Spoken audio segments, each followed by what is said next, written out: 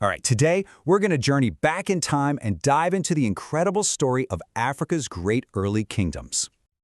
I want you to forget the Africa you think you know. Seriously, we're about to uncover a history that isn't about weakness, it's about immense power, staggering wealth, and just brilliant innovation. You see, Africa's geography, it's a land of incredible extremes. I mean, just picture it. Scorching deserts that stretch for miles, suddenly giving way to lush, dense rainforests and these huge open plains. This kind of dramatic landscape, well, it presented both massive challenges and, some really unique opportunities for the civilizations that would eventually rise here. So that really brings us to the big question here, right? How on earth did legendary empires rise from a land of such extremes? Well, let's dive in and find out. Okay, so our story really begins with the Sahara. We're talking about the world's largest desert. And look, it's so much more than just a sea of sand. This thing is a massive geographical feature that literally split the continent, and in doing so, it set its people on two completely different historical paths. Yeah, for centuries, this massive sea of sand was basically a wall. You had North Africa, deeply connected to the Mediterranean world, places like Rome and Phoenicia. But then south of the desert, in what we call sub-Saharan Africa, a completely unique story was unfolding. So in these lands south of the Sahara, life was really built around these tight-knit, family-based clans and farming villages. And get this, without a written language, their entire history, their culture, it was all passed down through generations by these incredible master storytellers called griots. But don't think for a second these were simple societies. No way. They were technologically advanced with a deep, deep mastery of ironworking. And a core spiritual belief that connected so many of these societies was something called animism. It's this really profound idea that everything in the natural world, we're talking rivers, trees, animals, even stones, is alive with spirits. And these spirits, they actively shape the course of daily life. But of course, that isolation wasn't going to last forever. Over in Africa's east coast, a whole different kind of highway started to emerge. And this one wasn't made of sand. It was made of water, the Indian Ocean. It became this bustling corridor for trade, for ideas, for everything.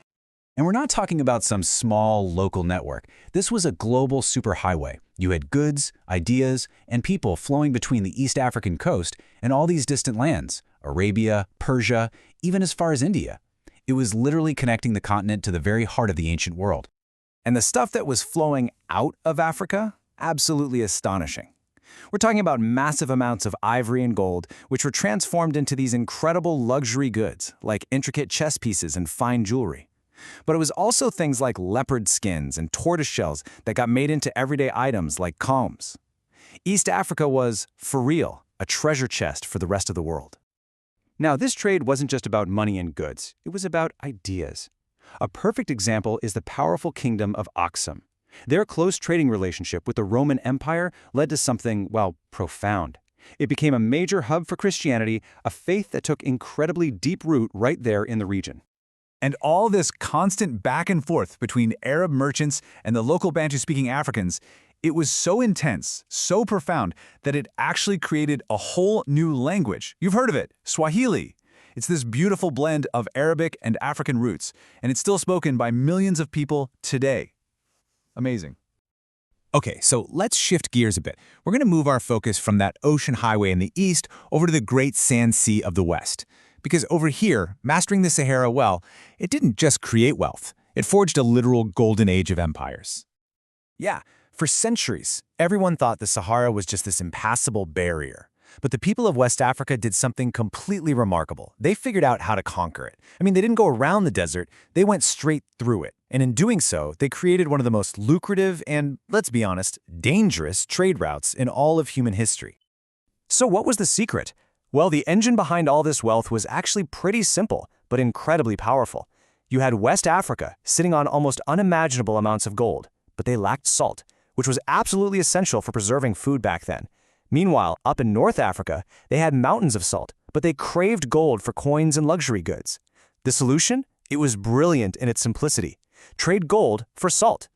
And the key piece of technology that unlocked the whole desert, it wasn't some fancy machine. It was an animal, the camel. These incredible creatures could haul these massive loads for hundreds and hundreds of miles with barely any water. They literally became the ships of the desert, and they're what made this whole economic system even possible. Now, this absolute torrent of wealth, it fueled the rise of these mighty empires. The first great power to emerge was Ghana, and their strategy was just brilliant. See, they didn't need to own the gold mines or the salt mines. Nope, instead they controlled the roads between them, and they grew fabulously wealthy just by taxing every single merchant who passed through their land. But, as we know, no empire lasts forever. As Ghana's power started to fade, the mighty Mali Empire rose up to take its place. Led by its legendary founder, a guy named Sundiata, Mali took things even further. They didn't just tax the trade, they absorbed Ghana's old territory and seized direct control of the key trading cities, making themselves even more powerful. And the cycle just continued. After Mali's decline, the Songhai Empire emerged. It expanded even further and eventually became the largest and most powerful of all three of these great West African empires. When you look at them all together, Ghana, Mali, and Songhai, they represent a nearly 1,000-year era of just incredible wealth and stability in the region. So just how powerful were these empires? I mean, really? Well, think about this. Mali's most famous king, a man named Mansa Musa, commanded a professional army of 100,000 soldiers.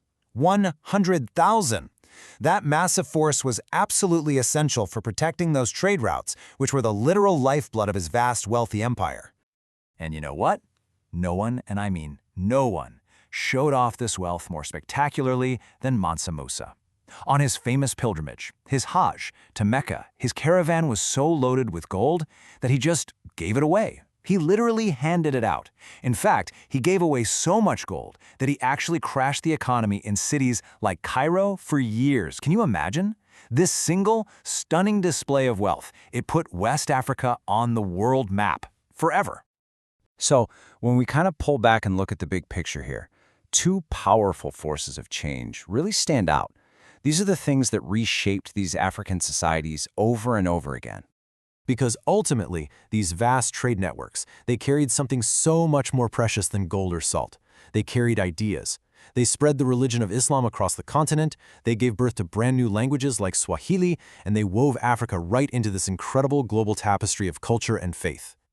You know, this whole incredible story of wealth, power, and innovation, a story that was overlooked by so many for so long, it really reminds us to ask a super important question. What other hidden histories, what other parts of our shared human past are just sitting there, waiting to be rediscovered?